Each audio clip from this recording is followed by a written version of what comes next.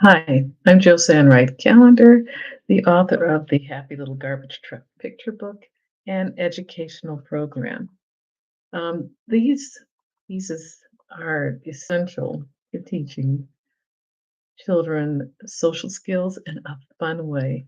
And I'm not going to say it's the only program out there, but it definitely is one of the most fun to use and to instruct children. And they're engaged because they're having a lot of fun. I've used a lot of these skills at many different times in my 27 plus years of teaching.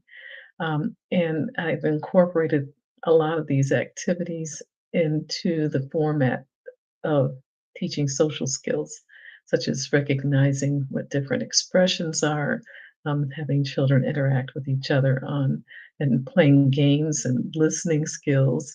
So, I'm using a lot of the things that I know are foundational to teach children how to feel good about themselves. Plus, our wonderful story, The Happy Little Garbage Truck, is a story about a little truck that actually learns to feel very good about himself because of his actions and his friendships. And all these things are components. As a child grows up, they need to be reinforced and encouraged that what they're doing is the right thing, which leads us to today's topic.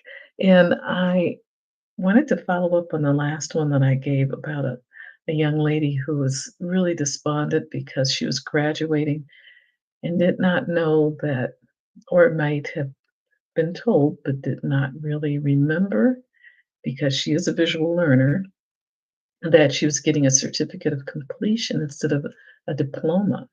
And she felt really at odds about what can I do with that? It's not a diploma. I wasted all my time, these years in high school.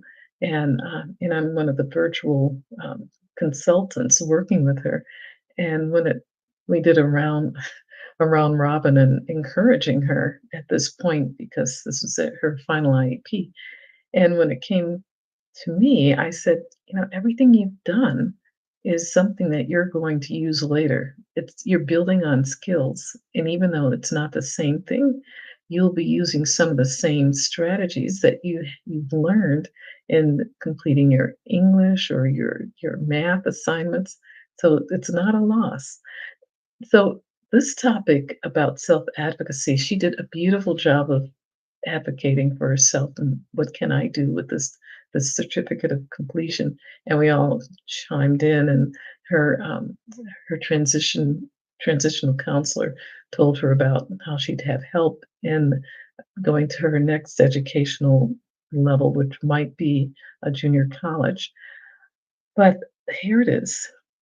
The foundation of self-advocacy is empathy. And I know I've talked a lot about empathy in the past, but think about it. If you have feelings about your own needs, then you will learn how to express those needs to others, which is exactly what she was doing. So, having empathy for yourself, knowing what you need to feel good about yourself, and how can you communicate those needs to others, two pieces. I looked up other components of developing self advocacy skills, and they all fall into the realm of just pro social skills. And I'm going to give you a list of them. So, here, self management, managing yourself and not getting really worked up as she did in the meeting. And she says, I know I need to count to 10 and take, she learned all of these skills and she was implementing them in the process of that 5 minute time that she really got, agitated. Speaking up for yourself, which this young lady did, making choices that are important to you. She really wanted to go to college because she wanted to be a veterinarian. And so this is why she was so upset because she says, can I do the same thing with a certificate of completion?